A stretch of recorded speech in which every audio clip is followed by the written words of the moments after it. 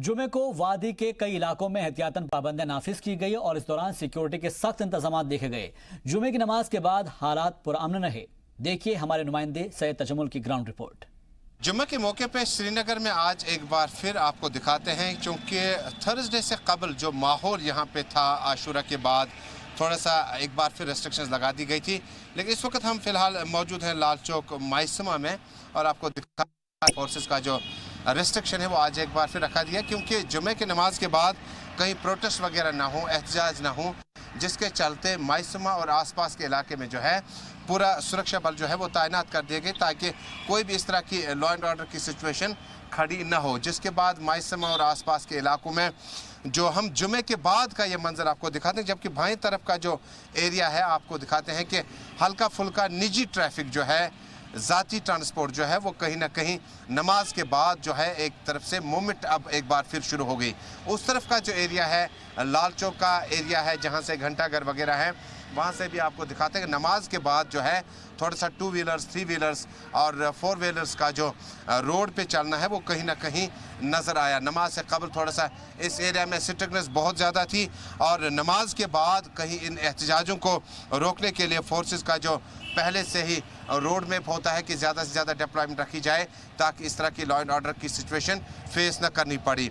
South Kashmir, north Kashmir, central Kashmir नमाज के बाद बहुत ज़्यादा नॉर्मल रहा और किसी भी जगह से इस तरह की कोई झड़पिंग की खबरें मौसूल नहीं हुई। और गवर्नमेंट की माने तो आइंदा कुछ दिनों में इस पर एक बार फिर बड़ी बैठक हो सकती है, जिस पर इंटरनेट डाटा सर्विस और साथ में मोबाइल सर्विस को चालू करने पर शायद कोई न कोई फैसला लिया जा सकता है। अशरफ वानी के साथ तजमुल इस्लाम, जी मीडिया, माइसमा चौक, लाल चौक, श्रीनगर। उधर गांदरबल में भी धीरे धीरे पाबंदियां हटाई जा रही है और हालात मामूल पर लौट रहे हैं। रोड पर पब्लिक ट्रांसपोर्ट और दीगर गाड़ियों की तादाद पहले के मुकाबले बढ़ती जा रही है। ज्यादातर इलाकों में कारोबारी इदारे भी धीरे धीरे खोले जा रहे हैं।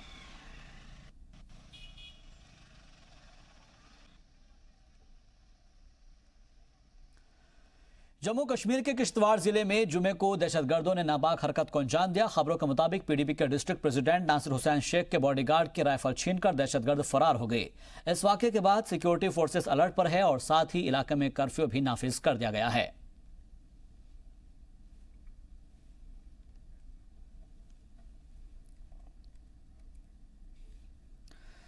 चले बढ़ते आगे, कश्मीर में BJP public reach out programme शुरू करने जा रही है, जहां पर बीजेपी के लीडर इस दौरान श्रीनगर के बाकी के जिलों में कई अहम मीटिंग मुनाकिद करेंगे।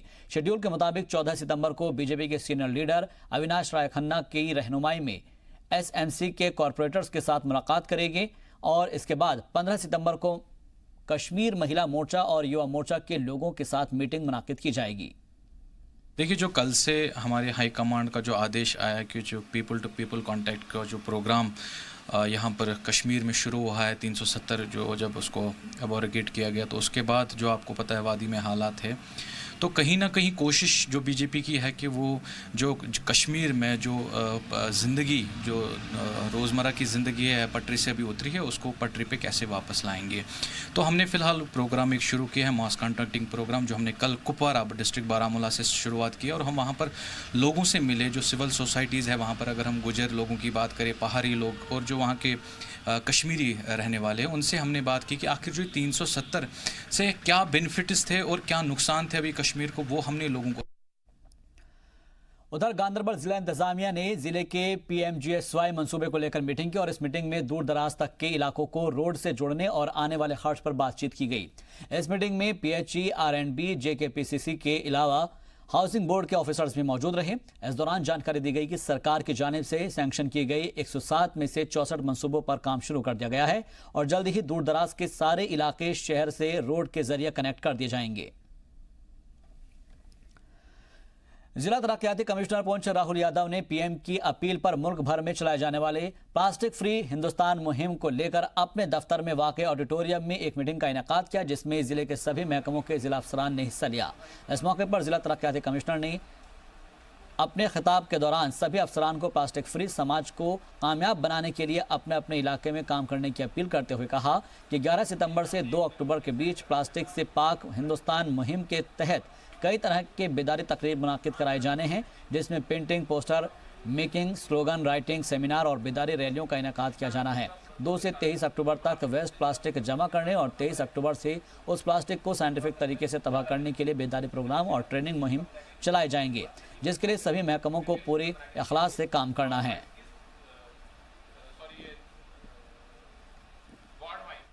फौज की राष्ट्रीय राइफल की जानिब से माशरे में पाए जाने वाली माशरती बुराइयों के खिलाफ लोगों को खासतौर पर नौजवान नस्ल में बेदारी पैदा करने के लिए सोशल इविल के उन्वान से एक शॉर्ट स्ट्रीट प्ले का इनेकाद किया गया।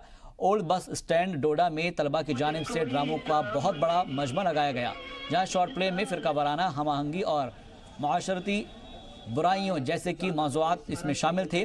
और इस मौके पर फौज के अफसरान, अमला के साथ साथ बड़ी तादाद में स्कूली तलबा और तालिबात और लोगों ने भी शिरकत की।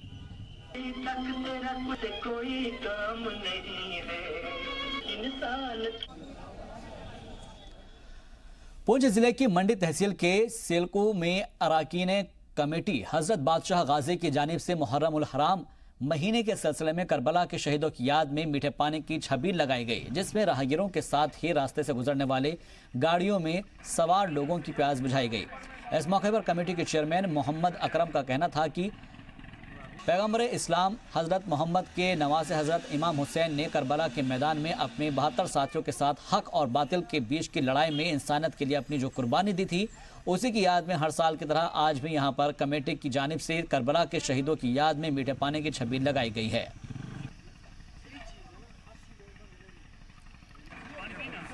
और हर साल की तरह इन साल भी अराकीन कमेटी हज़रत बादशाह गाजी शेख रहमतुल्लाह अलैह शेख की जानिब से यहाँ पे एक सबील का एहतमाम किया गया है, जिसमें तमाम फर्जंदान तौहीद को जो है एक शरबत के पिलाया गया, क्योंकि हज़रत इमाम हुसैन अलैहिस्सलाम ने करबला के मैदान में अपने 72 नफूस के साथ अपनी जान शाम में शहादत नोश फरमाया और हक और बातिल के दरमियान एक ऐसी दीवार कायम की जो क़यामत तक उखड़ने नहीं पाएगी।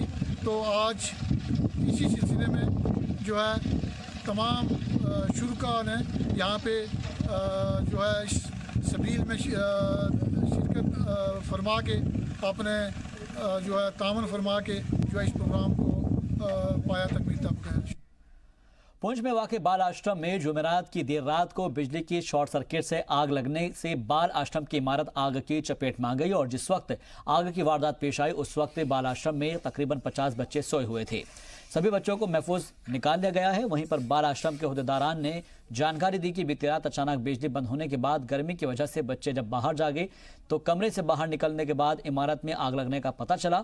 इसके बाद बच्चों ने शोर मचाना शुरू कर दिया। हालांकि मौके पर पहुंची पुलिस और फायर ब्रिगेड की टीम ने वक्त रहते बच्चों को महफूज बाहर निकाल लिया और किसी तरह की जानी नुकसान नहीं हुआ है। आज की मुझे बताएं क्या हुआ है।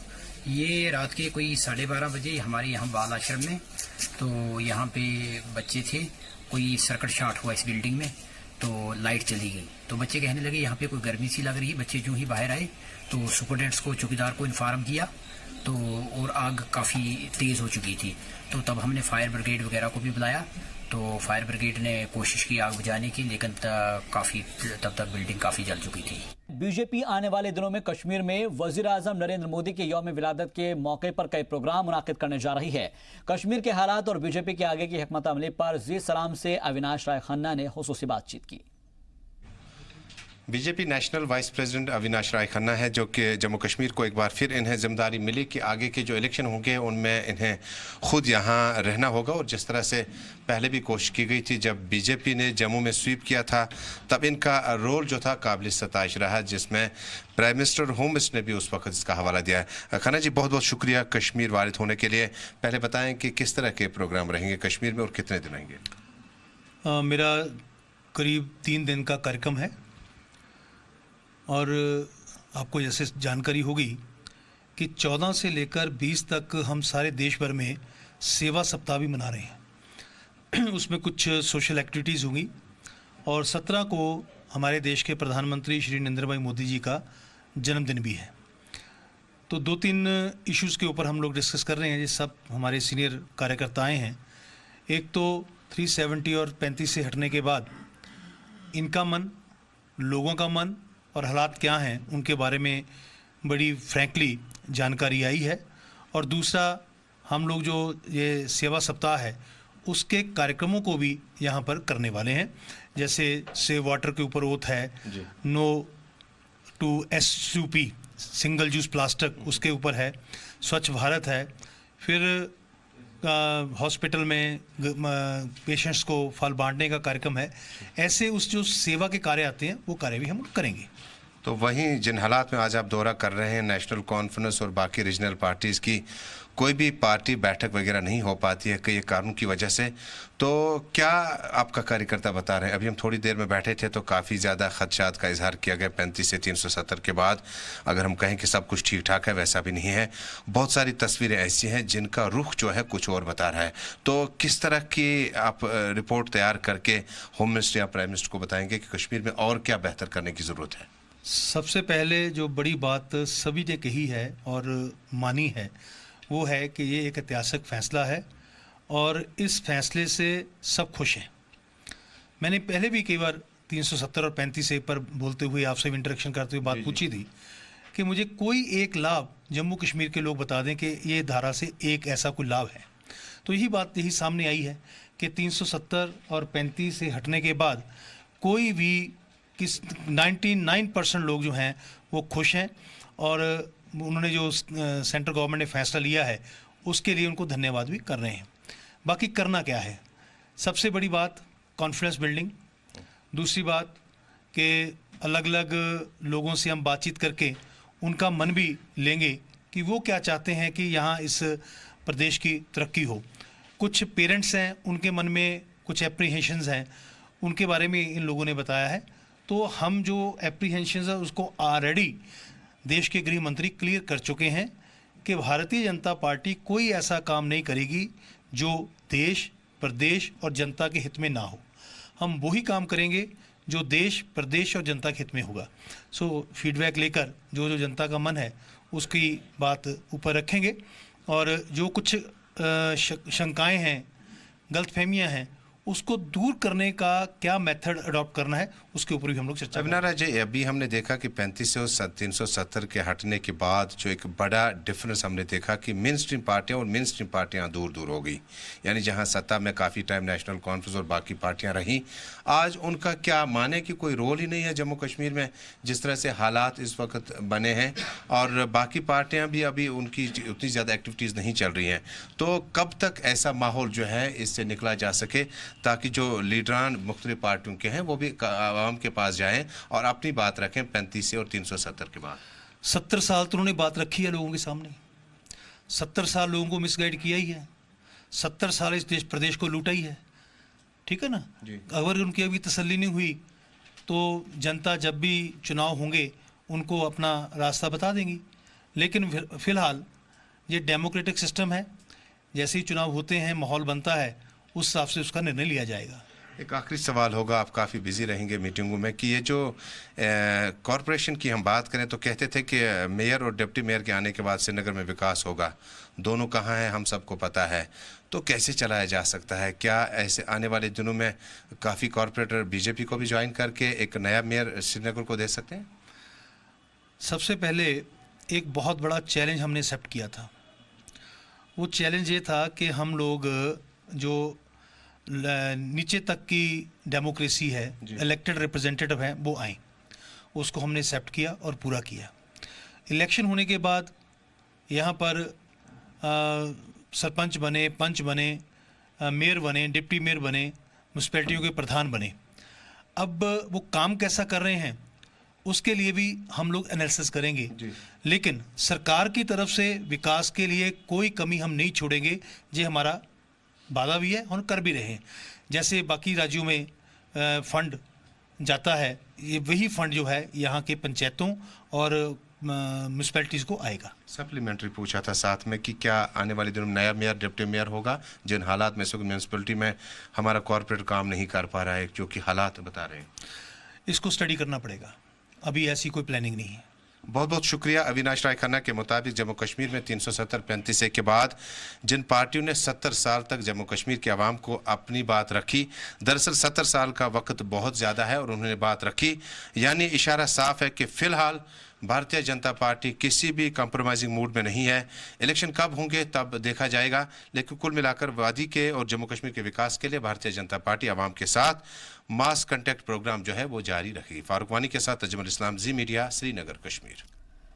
डोगरा राजाओं की शाही रिहाइशगाह मुबारक मंडी रियासत के अहम तारीखी मकामात में शामिल है, लेकिन देखरेख की कमी की वजह से इस तारीखी महल को नुकसान भी पहुंच रहा है, जिसकी सुध लेने वाला कोई नहीं है। मकामी लोगों ने मरकजी हुकूमत से अपील की है कि मुबारक मंडी की देखभाल के लिए पॉलिसी बनाई जाए।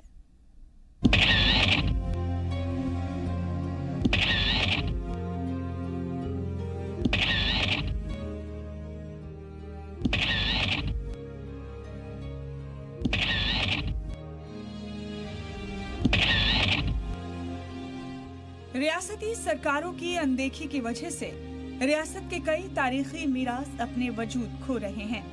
देखरेख न होने की वजह से कई कदीम इमारतें खंडहर में तब्दील होती जा रही हैं। डोगरा राजाओं की शान मुबारक मंडी के रिनोवेशंस का काम इतना धीमा है कि यह तारीखी मरकज अपना वजूद खोती जा रही है। खासतौर पर गोलघर चाटकी पैलेस पीछे की तरफ से धीरे धीरे गिर रहा है। जो हिस्सा गिर रहा है उसकी तरफ कोई ध्यान नहीं है। पहले यह है कि मैं बचपन से ही यहाँ पर आता जाता रहा हूँ। अब मेरी एज 74 हो गई है, लेकिन यहाँ पर देखा ये महाराजा हरि सिंह जी ने बनाए थे और इतना कुछ किया था, लेकिन यहाँ की जो गवर्नमेंट है उसने इधर कुछ नहीं किया। इतना गंद पड़ा हुआ है कि हम जब चक्कर लगाते हैं स्मेल आती है। ये जो फुहारे लगाए हुए हैं इनके लिए उन्होंने मशीनें लगाई हुई हैं, लेकिन चलते नहीं हैं। दूसरी बात यह है कि यहाँ पर किसी को रखा नहीं गया कि ताकि वो इसकी देखभाल कर सके। तो गवर्नमेंट को चाहिए कि यहाँ कोई ध्यान दे। माली तो रखे हुए हैं मगर गंद कितना पड़ा हुआ है, माली क्या ध्यान रखते हैं, लेकिन ऐसे कोई ध्यान नहीं रखता। इतना गंद पड़ा हुआ है, ना लोगों को मना करते हैं ना कुछ। माली तो हर टाइम रहना चाहिए एक यहाँ पे। इन तारीखी विरासतों की हिफाजत पर कोई पॉलिसी न होने की वजह से रियासत की ज्यादातर तारीखी इमारतें वजूद खोती जा रही हैं। मुबारक मंडी का रिनोवेशन शुरू हुए 14 साल बीत गए। अभी तक सिर्फ हाईकोर्ट कॉम्प्लेक्स का ही रिनोवेशन हो सका है। गोलघर, चाटकी महल, तोशाखाना महलों में अभी तक काम शुरू नहीं हो सका है।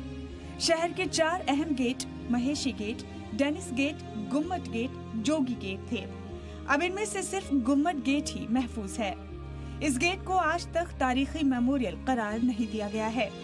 गेट तो गेट, गोलघर के पास वाक़े पार्क की देखरेख की जिम्मेदारी फ्लोरिकल्चरल डिपार्टमेंट की थी, लेकिन डिपार्टमेंट इसमें नाकाम रहा है। इसको साफ सुथरा रखना चाहिए। वैसे भी बाहर से पर्यटक आए हैं तो इसको देखें तो इसकी तो वैल्यू और बढ़ेगी। तो इन्होंने तो इसको ऐसे बना के रखा हुआ है जैसे कि बिल्कुल ही कोई कूड़ादान सा होता है, कोई सफाई नहीं, कुछ नहीं। पार्क में सैर करने आते हैं, देखो कितनी गंदगी पड़ी हुई है और यहाँ पे कोई व्यवस्था ही नहीं, कोई सफाई ही नहीं करता है। और सर ये यहाँ पे महाराज जी जब टाइम जब ये पार्क बना है तो उस टाइम में शायद ये पार्क बड़ा अच्छा होगा उस टाइम में। तो ये यहाँ पर इतनी गंदगी हो गई यहाँ पर कि कोई इसको देखने में देखभाल नहीं है। पार्क में वाक़े पीने के पानी को कभी साफ नहीं किया गया। टंकियों के अलावा पार्क में जहाँ नजर दौड़ाइए गंदगी के ढेर नजर आएंगे। लोगों के बैठने के लिए लगाए गए बेंच भी टूट चुके हैं। लगाए गए वाटर फाउंटेन भी गंदगी से भरे हुए हैं। बाहर से लोग आते हैं वो क्या देखते हैं, वो अंदर पार्क के आते ही नहीं है गंद देखकर। बाहर भी गंद पड़ा है, अंदर भी गंद पड़ा है। सरकार को यही कहना चाहते हैं कि इनका पे एक्शन लिया जाए जो इधर काम करते हैं। पार्क की पहली बात तो ये कि टॉयलेट होना चाहिए और साफ सफाई होनी चाहिए। डाक शायद अंदर आते हैं, पार्टी शार्टी की होती है, बिल्कुल साफ सफाई होनी चाहिए। बाकी पानी की टंकी भी गंदी रहती है, पानी पीने के लायक नहीं है। बाकी टॉयलेट जरूरी होना, फर्स्ट नंबर टॉयलेट। बात सिर्फ मुबारक मंडी या इसके किसी हिस्से की नहीं है। रियासत भर के तारीखी हेरिटेज ऐसे हैं कि जिनकी देखभाल नहीं हो पा रही और वो धीरे धीरे खंडर होते जा रहे हैं। लोगों को उम्मीद है कि आने वाले वक्त में इस जानिब भी ध्यान दिया जाएगा। जी सलाम के लिए जम्मू से जतिंदर नूरा की रिपोर्ट। मुल्क की बड़ी फुटबॉल टूर्नामेंट में शुमार होने वाली संतोष ट्रॉफी में हिस्सा लेने के लिए जम्मू कश्मीर की टीम इस मरतबा शामिल नहीं होने जा रही। इसके पीछे एसोसिएशन के कुछ अफसरान की आपसी खींचतान को जिम्मेदार बताया जा रहा है। ये कैसी सिकम ज़रीफी है कि एक तरफ जम्मू कश्मीर की रणजी टीम के खिलाड़ी गुजरात में क्रिकेट टीम के चीफ कोच इरफान पठान की देखरेख में कोचिंग ले रहे हैं, तो दूसरी जानिब एक दूसरे को नीचा दिखाने की कोशिश में एसोसिएशन के अफसर कश्मीर के हालात का हवाला देकर संतोष ट्रॉफी में हिस्सा नहीं ले रहे हैं, जबकि वजीर आजम नरेंद्र मोदी ने रियासत के नौजवानों को खेलों में आगे बढ़ाने के लिए हौसला अफजाई करने के लिए खेलो इंडिया के तहत खुली इमदाद मदद दी है और साथ ही अफसरों के इस रवैये से खिलाड़ियों में गुस्से का माहौल है। उनका इल्जाम है कि वादी में हालात ठीक है और नौजवान फुटबॉल में अपना मुस्तकबिल बनाने के लिए रोज प्रैक्टिस कर रहे हैं। अब बात ही नहीं होती है उनके साथ, ठीक है, तो जो भी AIFF जो भी बेचती है वो कश्मीर में बेचती है, अपना टूर्नामेंट के लिए कुछ भी बेचे। हमारे जम्मू एसोसिएशन में कुछ नहीं आता है कि ट्रायल्स हैं या टीम जानी है नहीं जानी है। एक्चुअली हमने किसी फ्रेंड ने बोला कि आपके J&K की टीम संतोष ट्रॉफी के ट्रायल हैं, तो 22 को मैच है आपका पंजाब के साथ, तो उसी वजह से सर ये संतोष ट्रॉफी पिछले साल कटरा में हुई थी, तो उसी वजह से हमारे कितने प्लेयर्स NIS के लिए जाते हैं उसी सर्टिफिकेट के साथ। बट इस साल अभी तक कोई 15 दिन रह गया, 22 को हमारा मैच है। सबसे अच्छा तो पहला तो वही सोच है कि कोचेस अच्छा मिले, वो तो आप मिल रहा है हमें, सिखाते भी अच्छे हैं और फैसिलिटीज़ तो अच्छे मिल रहे हैं, बॉल वॉल सब कुछ बेसिक मिलते हैं हमें।